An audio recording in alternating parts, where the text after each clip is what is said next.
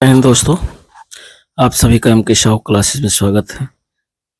यह आधुनिक भारत के इतिहास का 44वां लेक्चर है और इसमें हम लोग देखेंगे क्रिप्स मिशन। क्रिप्स मिशन 1942 जो कि बहुत ही महत्वपूर्ण टॉपिक है और बहुत ही छोटा जो है वीडियो है, सो एंड तक जरूर देखिएगा, क्योंकि यहाँ से क्वेश्चन क्रिप्स मिशन से काफ़ी क्वेश्चन विभिन्न एग्जामों में देखने को मिलते हैं। देर न करते हुए वीडियो को शुरू करते हैं। चैनल पर पहली बार है तो चैनल को लाइक, शेयर और सब्सक्राइब जरूर करें। तो क्रिप्स मिशन को हम लोग देखते हैं, इसमें कुछ फैक्ट्स देख ले रहे हैं और उसके बाद में हम लोग जो अब तक PYQ क्वेश्चन पूछे गए हैं उनको देखते हैं। क्रिप्स मिशन 1942 में, चूंकि ये द्वितीय विश्व युद्ध में जापान की बढ़ती हुई शक्ति को देखते हुए अंतर्राष्ट्रीय समुदाय, विशेषकर अगर देखा जाए अमेरिका, चीन, ऑस्ट्रेलिया ने ब्रिटेन पर भारत को स्वतंत्र कराने के लिए दबाव बढ़ाया, जिसके फलस्वरूप स्टैफोर्ड क्रिप्स के नेतृत्व में मिशन भारतीय नेताओं से वार्ता हेतु मार्च 1942 में भारत आया। तो क्रिप्स मिशन भारत कब आया? ये आया 1942 में और इस मिशन ने एक प्रस्ताव प्रस्तुत किया जिसकी प्रमुख शर्तें इस प्रकार थी। तो जो मिशन था और क्रिप्स मिशन, इसके जो प्रस्ताव की जो शर्तें थी उसमें पहली शर्त थी कि युद्ध के बाद भारत को डोमिनियन राज्य का दर्जा दिया जाएगा जो किसी बाहरी सत्ता के अधीन नहीं होगा। पहला तो प्रस्ताव की पहली शर्त ये थी। दूसरी शर्त थी कि भारतीयों को अपना संविधान निर्मित करने का अधिकार दिया जाएगा, जिसके लिए युद्ध के बाद एक संविधान निर्मात्री परिषद बनेगी और जिसमें ब्रिटिश भारत के प्रांतों के निर्वाचन सदस्यों और देसी रजवाड़ों के प्रतिनिधि शामिल होंगे। तीसरी शर्त क्रिप्स मिशन की थी कि ब्रिटिश भारत का कोई प्रांत यदि नए संविधान को स्वीकार न करना चाहे तो उसे वर्तमान संवैधानिक स्थिति बनाए रखने का अधिकार होगा। नए संविधान को न तो स्वीकार करने वाले प्रांतों को अपना अलग संविधान बनाने की जो है आज्ञा होगी। चौथा क्रिप्स मिशन का जो चौथी शर्त थी कि युद्ध के दौरान ब्रिटिश वायसराय की एक नई कार्यकारिणी परिषद का गठन किया जाएगा जिसमें भारतीय जनता के प्रमुख वर्गों के प्रतिनिधि शामिल होंगे, लेकिन रक्षा मंत्रालय ब्रिटिश नेतृत्व के पास ही होगा। अब देखिए, जो रक्षा मंत्रालय रखा गया वो ब्रिटिश नेतृत्व में रखा गया। महात्मा गांधी ने इसे उत्तर तिथिय चेक अर्थात उत्तर तिथिय चेक पोस्ट डेटेड चेक की संज्ञा दी। क्रिप्स मिशन के साथ कांग्रेस के अधिकाधिक वार्ताकार जो थे वो पंडित जवाहरलाल नेहरू एवं मौलाना आजाद थे।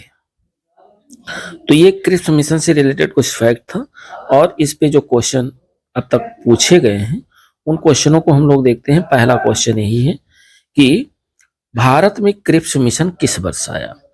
तो भारत में जो क्रिप्स मिशन है ये 1942 में आया, यानी राइट ऑप्शन फर्स्ट नंबर का बी विकल्प सही है, 1942। द्वितीय विश्व युद्ध में जापान की बढ़ती हुई शक्ति को देखते हुए अंतर्राष्ट्रीय समुदाय, विशेषकर अमेरिका, चीन, ऑस्ट्रेलिया, ब्रिटेन पर भारत को स्वतंत्र करने के लिए दबाव बढ़ाया, जिसके फलस्वरूप स्टैफोर्ड क्रिप्स के नेतृत्व में मिशन भारतीय नेताओं से वार्ता हेतु मार्च 1942 में आया।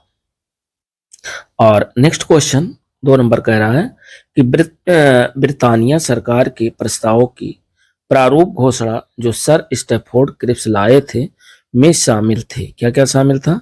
कि भारत को एक डोमिनियन स्थिति दी जानी चाहिए, दूसरा कि सब प्रांतों और राज्यों को मिलाकर एक भारतीय संघ होना चाहिए, तीसरा कि कोई भी प्रांत या भारतीय राज्य भारतीय संघ के बाहर रहने का निर्णय ले सकता है, और चौथा था कि भारत का संविधान भारत की जनता द्वारा निर्मित किया जाए। कह रहा है कि नीचे दिए हुए कोड से सही उत्तर का चयन करना है। तो इसमें चूंकि 4 ऑप्शन दिए हुए हैं, यानी पहला, दूसरा, तीसरा, चौथा, तो ये सभी कथन सही है। ये क्रिप्स मिशन के बारे में राइट ऑप्शन डी विकल्प सही है सेकंड नंबर का, यानी पहला भी सही है, दूसरा भी सही, तीसरा और चौथा चारों सही है। अब इसमें कह रहा है कि स्टैफोर्ड क्रिप्स ने मार्च 1942 में भारत पहुंचकर एक प्रस्ताव प्रस्तुत किया जिसकी प्रमुख शर्तें इस प्रकार थी। युद्ध के बाद भारत को डोमिनियन राज्य का दर्जा दिया जाएगा जो कि बाहरी सत्ता के अधीन नहीं होगा। दूसरा था भारतीयों को अपना संविधान निर्मित करने का अधिकार दिया जाएगा, जिसके लिए युद्ध के बाद एक संविधान निर्मात्री परिषद बनेगी। इसमें ब्रिटिश भारत के प्रांतों के निर्वाचित सदस्य और देशी रजवाड़ों के प्रतिनिधि शामिल होंगे। और तीसरा था कि जो है ब्रिटिश भारत का कोई भी प्रांत यदि नए संविधान को स्वीकार न करना चाहे तो उसे वर्तमान संवैधानिक स्थिति बनाए रखने का अधिकार होगा। नए संविधान को न स्वीकार करने वाले प्रांतों को अपना अलग संविधान बनाने की आज्ञा होगी। और चौथा था कि युद्ध के दौरान ब्रिटिश वायसराय की एक नई कार्यकारी परिषद का गठन किया जाएगा, जिसमें भारतीय जनता के प्रमुख जो वर्गों के प्रतिनिधि होंगे वो शामिल होंगे, लेकिन रक्षा मंत्रालय जो है वो ब्रिटिश नेतृत्व में रहेगा, ब्रिटिश नेतृत्व के पास रहेगा। तो क्वेश्चन नंबर 3 कह रहा है कि वर्ष 1942 के क्रिप्स मिशन का एक महत्वपूर्ण जो पहलू था वो क्या था, कि भारत को किसी भी कोर्ट की स्वायत्तता देने की शर्त थी कि सभी भारतीय राज्यों को भारत संघ में शामिल होना होगा, या द्वितीय विश्व युद्ध के तुरंत पश्चात भारत संघ की स्थापना करना और उसे डोमिनियन पद प्रदान करना, या तीसरा कह रहा विश्व युद्ध के बाद भारत को संपूर्ण स्वतंत्रता तथा प्रभुत्व का दर्जा प्रदान करने की शर्त थी। भारतीय लोगों, समुदाय तथा राजनीतिक दलों का ब्रिटेन के युद्ध में भाग तथा सहयोग। और चौथा था संपूर्ण भारत संघ के लिए एक ही संविधान की संरचना करना, किसी भी प्रांत के लिए पृथक संविधान का न होना तथा सभी प्रांतों को संघीय संविधान मान्य होगा। तो ये चूंकि दिया हुआ है 3 नंबर क्वेश्चन, और इसमें आपको सही विकल्प छांटना है। सही विकल्प बी है, यानी 1942 के क्रिप्स मिशन का एक महत्वपूर्ण जो पहलू था द्वितीय विश्व युद्ध के तुरंत बाद भारत संघ की स्थापना करना और उसे डोमिनियन पद प्रदान करना। 3 नंबर का राइट ऑप्शन बी विकल्प सही है। 4 नंबर क्वेश्चन कह रहा है कि निम्नलिखित में से कौन सा क्रिप्स मिशन के संबंध में सही नहीं है। तो क्रिप्स मिशन के संबंध में सही नहीं है, ये सी विकल्प आपका सही नहीं है, कि नई कार्य परिषद की नियुक्ति जिसमें हिंदुओं और मुसलमानों का समान प्रतिनिधित्व, ये सही नहीं है। बाकी युद्ध समाप्त होने पर डोमिनियन दर्जा मिलेगा, संविधान सदन द्वारा निर्मित संविधान मान्य होगा, और कोई भी सूबा भारतीय संघ से बाहर रह सकता है। यानी ए, बी और डी तीनों सही है, लेकिन जो सी वाला विकल्प है ये सही नहीं है, और हमें छांटना है कि जो सही नहीं है। तो राइट ऑप्शन 4 नंबर का सी विकल्प होगा जो सही नहीं है। 5 नंबर क्वेश्चन कह रहा है कि सर स्टैफोर्ड क्रिप्स की योजना में ये परिकल्पना थी कि द्वितीय विश्व युद्ध के बाद भारत को डोमिनियन स्टेट दे देना चाहिए। यह सर स्टैफोर्ड क्रिप्स की योजना थी। तो राइट ऑप्शन 5 नंबर का डी विकल्प सही है, भारत को डोमिनियन स्टेट दे देना चाहिए।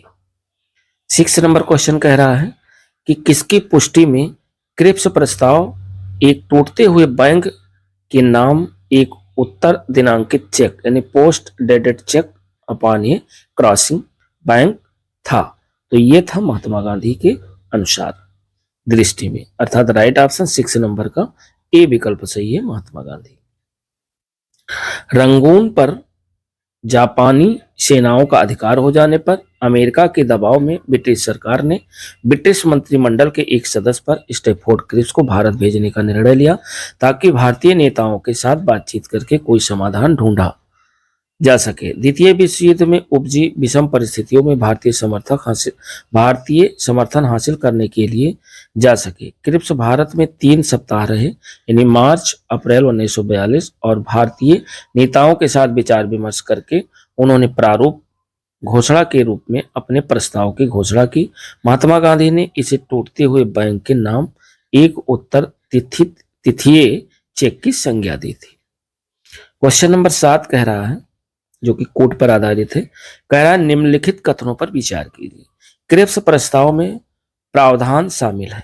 क्या प्रावधान शामिल है? भारत की पूर्ण स्वतंत्रता के लिए? नहीं, ये नहीं शामिल है। दूसरा, संविधान निर्मात्री निकाय की रचना के लिए, ये शामिल है, नहीं दूसरा शामिल है। तो राइट ऑप्शन केवल 2 सही है, यानी 7 का बी विकल्प सही है, केवल 2। कह रहा है कि क्रिप्स मिशन के तहत युद्ध के बाद भारत को डोमिनियन अधिराज का दर्जा दिए जाने का प्रस्ताव था। क्रिप्स मिशन ने संविधान निर्मात्री निकाय की रचना के लिए भी प्रस्ताव किया था, और ये संस्था भविष्य में ब्रिटिश राष्ट्रमंडल से पृथक होने अथवा भारत की पूर्ण स्वतंत्रता के लिए प्रस्ताव कर सकती थी। इस प्रकार केवल दूसरा सत्य है। 8 नंबर क्वेश्चन कह रहा है कि निम्नलिखित प्रधानमंत्रियों में से किसने भारत में क्रिप्स मिशन भेजा था। तो भारत में जो क्रिप्स मिशन भेजा था वो विंस्टन चर्चिल उस समय ब्रिटेन के जो है प्रधानमंत्री थे और इन्होंने भारत में क्रिप्स मिशन को भेजा था। तो राइट ऑप्शन 8 नंबर का डी विकल्प सही है। द्वितीय विश्व युद्ध में भारत की भागीदारी और मदद मांगने के लिए मार्च 1942 में ब्रिटेन के प्रधानमंत्री विंस्टन चर्चिल की सरकार में मंत्री सर स्टैफोर्ड क्रिप्स के नेतृत्व में क्रिप्स मिशन भारत आया था। 9 नंबर क्वेश्चन कह रहा है कि निम्नलिखित में से कौन क्रिप्स मिशन के साथ कांग्रेस के आधिकारिक वार्ताकार थे। तो क्रिप्स मिशन के साथ कांग्रेस के जो आधिकारिक वार्ताकार थे वो थे पंडित जवाहरलाल नेहरू एवं मौलाना आजाद। यानी राइट ऑप्शन 9 नंबर का सी विकल्प सही है, पंडित जवाहरलाल नेहरू और मौलाना आजाद। क्रिप्स मिशन के साथ कांग्रेस के आधिकारिक वार्ताकार पंडित जवाहरलाल नेहरू एवं मौलाना आजाद थे। 10 नंबर क्वेश्चन कह रहा है कि निम्नलिखित में से किसने गांधी जी के आंदोलनों को राजनीतिक फिरौती कहा था। वेरी वेरी इंपॉर्टेंट क्वेश्चन है। तो राजनीतिक जो फिरौती कहा था महात्मा गांधी के आंदोलन को, वो कहा था लॉर्ड लिनलिथगो ने। तो राइट ऑप्शन 10 नंबर का सी विकल्प सही है, लॉर्ड लिनलिथगो ने महात्मा गांधी के आंदोलनों को राजनीतिक फिरौती कहा था। और इसमें लिखा हुआ है कि लॉर्ड लिनलिथगो ने गांधी जी के आंदोलनों को राजनीतिक फिरौती कहा। वायसराय और गवर्नर जनरल लॉर्ड लिनलिथगो का कार्यकाल भारत में सबसे लंबा था। इनका कार्यकाल भारत में 1936 से 1943 तक रहा। भारत छोड़ो आंदोलन इन्हीं के काल में महात्मा गांधी द्वारा चलाया गया था। तो दोस्तों इसमें 10 क्वेश्चन थे और क्रिप्स मिशन। इसके बाद 45 के बाद 46 नंबर जो हमारा लेक्चर होगा, यानी ये था 44 और 44 के बाद 45वां जो लेक्चर है वो हमारा है जो है भारत छोड़ो आंदोलन, जो कि बहुत ही महत्वपूर्ण टॉपिक है।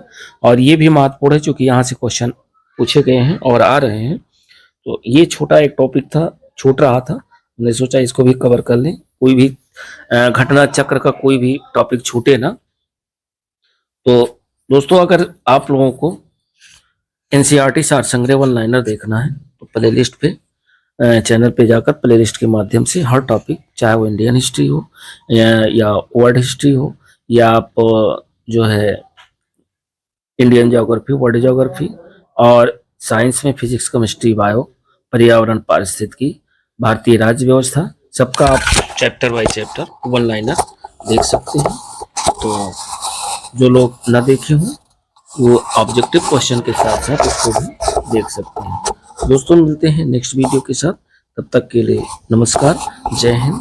और इसका जो हमारा ये चल रहा है आधुनिक भारत के इतिहास में घटना चक्र 44वां लेक्चर है ये। इसके बाद इससे पहले जो है आपका विश्व का भूगोल घटना चक्र कंप्लीट हो गया है और भारत का भूगोल घटना चक्र वो भी कंप्लीट हो गया है। उसकी भी प्ले लिस्ट बनी हुई है, जो लोग देखना चाहें वहाँ उसको भी देख सकते हैं। अब आधुनिक भारत का इतिहास लगभग में खत्म होने वाला है, बस मुश्किल से 5-7 लेक्चर और हैं, उसमें उसके बाद कंप्लीट हो जाएगा। तो मिलते हैं नेक्स्ट वीडियो के साथ, तब तक के लिए नमस्कार, जय हिंद।